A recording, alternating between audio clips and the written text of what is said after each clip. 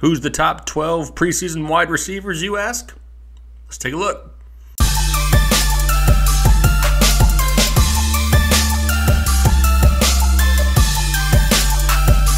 Hey, what's going on, everybody? Jake, Fantasy Headliners. Hope everything is well out there in YouTube land. Today, coming at you with the top 12 overall wide receivers here, preseason 2018. I'm going to go through the list similar to how I did my top 12 overall. This is just the wide receivers. Give you a few points on each of them.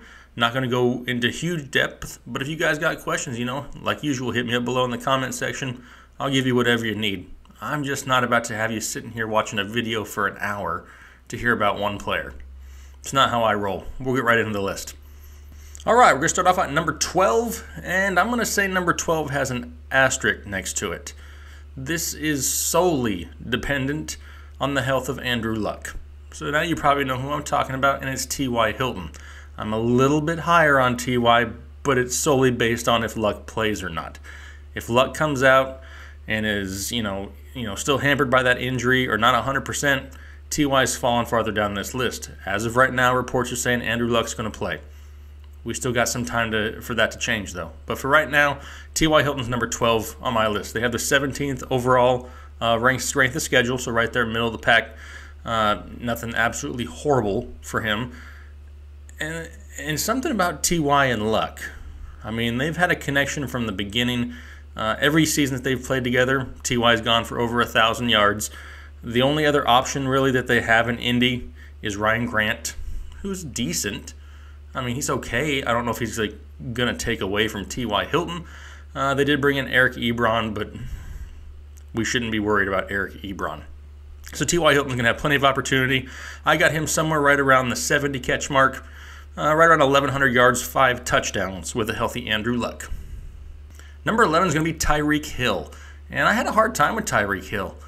He's got a ton of talent. He's also got a new quarterback there with Patrick Mahomes. And I like Patrick Mahomes. I think he's capable of putting up big numbers. They do have a few targets there to worry about in Kansas City. They brought in Sammy Watkins. Travis Kelce's still there. But Tyreek Hill is kind of special. He doesn't need a huge number of targets to be successful. There's plenty of games last year where he'd only have 2 or 3 catches, but one of them was for like an 80-yard touchdown. The dude's speed is, out of this world, and Patrick Mahomes can throw it a mile.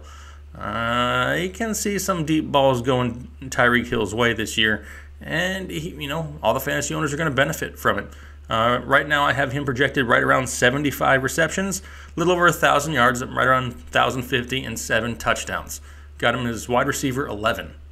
Number 10 is going to be Mike Evans in Tampa Bay, coming off his huge contract. Just signed the 5-year, $82.5 million deal out there to be a part of the Buccaneers, and that kind of worries me. Is he going to have the attitude of, I got my money, and I'm not going to go out and try? Or is he going to be grateful for it and go out and put up big numbers? It's right there. I mean, it's on the edge. It could be either or. He does average about 9 targets a game, but he's struggled. I mean, he's just inconsistent. He's very emotional. I think you saw it a few times last year in a few games where he's shoving people on the sidelines or throwing tantrums on the bench, whatever it is. Having Jameis Winston as a quarterback, he's also very emotional, throws a lot of interceptions, kills a lot of drives, and limits a lot of the red zone opportunities that Mike Evans gets because of it. He would be higher on this list, but he's still going to have a pretty solid year. I got him projected for right around 80 receptions, 1,000 yards, 7 touchdowns. Number 9 is going to be Larry Fitzgerald. The Larry legend still in the top 10 after all these years. Just can't keep that man down. I mean, they got the 25th ranked strength of schedule, which is a little rough. But this is also the last year of his career. He's pretty much come out and said, this is it. When I'm done with this year, I'm done. So part of me thinks he's just going to leave it all on the field. He's going to give you everything he has anyway. Very dependable, very durable, doesn't miss a lot of games, puts up huge numbers with horrible quarterbacks, and now he gets an upgrade. I'm calling it an upgrade with Sam Bradford and Josh Rosen out there in the desert. They got Christian Kirk on the opposite side. I like Larry Fitzgerald. It just, they got David Johnson in the backfield. That's going to keep the defense honest. They can't just focus on Larry. He doesn't have over-the-top speed. He's just a perfect route runner. I mean, a consummate professional. Larry Fitzgerald gets the job done. If you need 10 yards, he'll get you 10 yards. If you need a touchdown on fourth down, throw it to Fitz.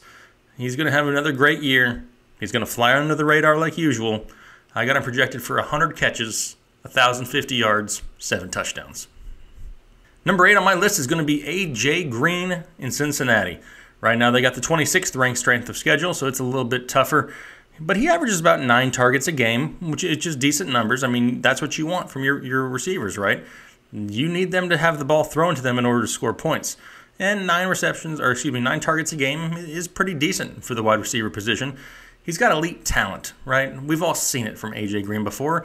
It just comes and goes, and it's not entirely A.J. Green's fault. He's had a few injuries in the past, but Andy Dalton's been inconsistent, and that affects A.J. Green. I mean, he's one of the top receivers in all of football, but he pays the price for his offense's inequities. Big word. Hopefully, it just came out of my mouth. I mean, hopefully it makes sense. We're gonna stick with it. I'm not gonna re-record anything. We're gonna stick with it. Right now, I have him projected for 85 catches, just over almost 1,100 yards, 7 touchdowns. Going to be a decent year for A.J. Green if Andy Dalton could just be consistent. Number 7, going up to Green Bay. And now that Jordy Nelson isn't there, we're going to go with Davante Adams. They also have a tough strength of schedule, ranked 27th right now. But with the departure of the aforementioned Jordy Nelson, that frees up a lot of targets to go Davante Adams' way. Yes, they brought in Jimmy Graham. And Jimmy Graham's going to take away a few of those red zone looks that Davante Adams could have had.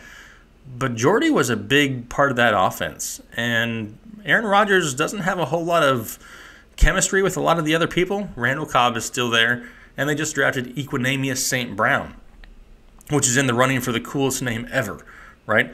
So Davante Adams is going to have plenty of opportunity. He does have a bonus in his contract where if he makes the Pro Bowl, he makes an extra $250,000.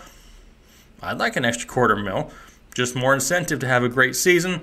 And I got him projected right now for 80 catches, 1,100 yards, and 10 touchdowns for Davante Adams. Number 6, I'm going with Keenan Allen. And I have him maybe a little higher than most, but I got good reason. They do have a tough strength of schedule also. They're ranked 29th.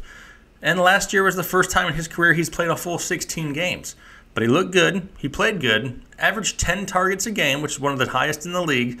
And he's Phillip Rivers' go-to target. Melvin Gordon's still in the backfield, keeping the defense honest. And they have other options in L.A., but no other top options. I mean, we're waiting to see what's going to happen with Mike Williams.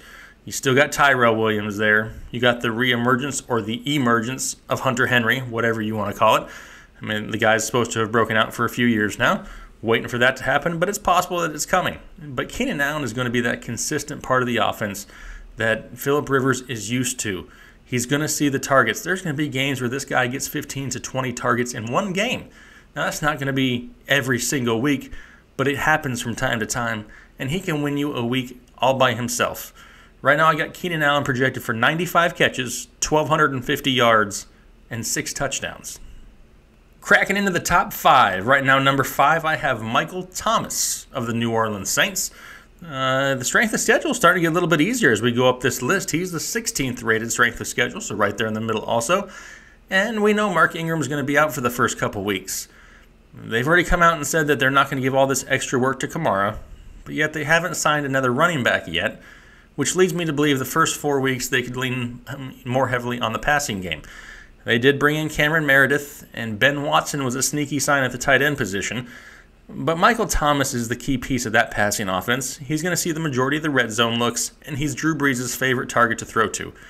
He had a huge year last year, and he's more than capable of having a huge year this year. I'm loving some Michael Thomas this year. Right now I have him projected for 90 catches, 1,200 yards, and 8 touchdowns. Number 4, and we're getting into the big 4 where you guys can pretty much guess who's coming up. Number 4 for me is going to be Julio Jones in Atlanta. Right now they have the 7th easiest schedule among all wide receivers, and this is the second year in the Sarkisian offense. Right? They get another year to get used to it, get it under their belt. The running game gets back on track with Devontae Freeman. They did just draft Calvin Ridley, which will help Julio Jones take a little bit of that pressure off him because Calvin Ridley's, ready to go week 1. I mean, he was the most NFL-ready receiver coming out of the draft. Wasn't overly high on him, but being that he went somewhere where he can be a solid number 2, I like Calvin Ridley a little bit more. That's only going to make it easier for Julio Jones. Guy averages 11 targets a game, one of the highest in the NFL. He's had a few foot injuries in the past, which has kind of limited him, but the dude puts up big numbers every year. Yes, last year he didn't get the touchdowns, but he's the first receiver to ever get 1,400 yards and only that many touchdowns. I had like 3 touchdowns. That's pathetic. That's horrible. But he's not a big touchdown guy, and he never will be. But he's a big yardage guy and a big catch guy. That could help, especially in PPR leagues. I got him projected for 95 catches, 1,400 yards, and 5 touchdowns.